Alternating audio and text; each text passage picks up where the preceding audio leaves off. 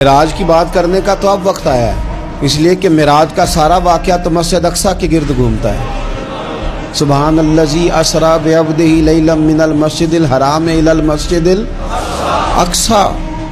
حضور نے معراج کی رات مسجد اقصی میں نماز پڑھائی تھی، اور ایک بار پھر سے طیبہ سے فلسطین میں آ، راستہ دیکھتی ہے پھر مسجد اقصی تیرا۔ ایک بار حضور گئے تھے مکے سے مسجد اقصی، اور پھر حضور فرماتے ہیں جب میں واپس گیا نا تو کفار نے جو کہ مسجد اقصی دیکھی ہوئی تھی تو مجھ سے پوچھنا شروع کر دیا کہ مسجد اقصی کی کھڑکیاں کتنی ہیں، دروازے کتنے ہیں، پلر کتنے ہیں۔ جب انہوں نے سوال جواب کیے تو حضور فرماتے ہیں کہ رب کریم نے مسجد اقصی کو اٹھا کے میرے سامنے رکھ دیا۔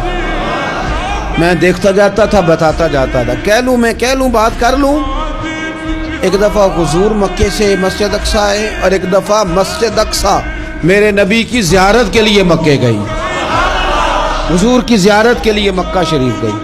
اور میرے نبی تو صرف کسی چیز کی طرف ایک دفعہ دیکھ لیں تو وہ رحمت کے پھول کھلتے ہیں۔ مسجد اقصی کی طرف منہ کر کے 17 مہینے میرے نبی نے نماز پڑھی ہے۔ مسلمانوں پتہ ہی کوئی نہیں، ہماری خبریں ہی اور ہیں، ہمارا درد ہی اور ہے، ہمیں پتہ ہی نہیں بم کہاں برس رہے ہیں، ہمیں یہ خبر ہی نہیں۔ اور میں اس دور میں تقریریں کر رہا ہوں جہاں سوتوں کو جگانا نہیں پڑتا، جاگتوں کو جگانا پڑتا ہے۔ سیانے لوگوں کو سمجھانا ہمارے ذمہ لگ گیا، کیا کرے؟ اس قوم کو سکھانا پڑتا ہے جسے پتہ سارا ہے، لیکن جان بوجھ کے آنکھیں ہماری بند ہیں۔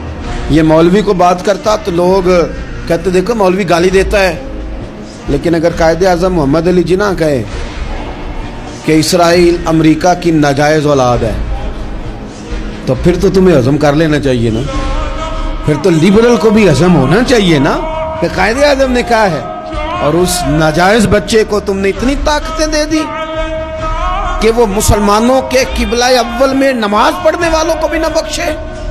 کہاں گئی تمہاری وہ انسانی حقوق کی بڑی بڑی تنظیمیں، کدھر گئی؟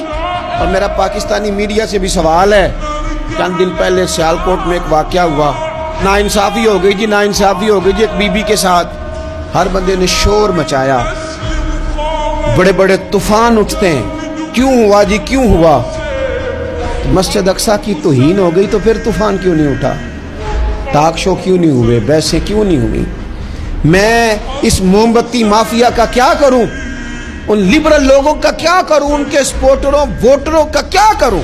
ان سیاسی جماعتوں کے کارکنوں کو کیا نام دوں کہ جو ان فضول بحثوں میں تو وقت ضائع کرتے ہیں، اور وہ مسجد اقصی جس کے بارے میں میرے نبی پاک صلی اللہ علیہ وسلم سے ایک صحابیہ نے پوچھا تھا، یا رسول اللہ مسجد اقصی میں نماز پڑھنا کتنا کو بہتر ہے باقی نمازوں کے مقابلے میں؟ تو حضور نے فرمایا 1000 گنا بہتر ہے۔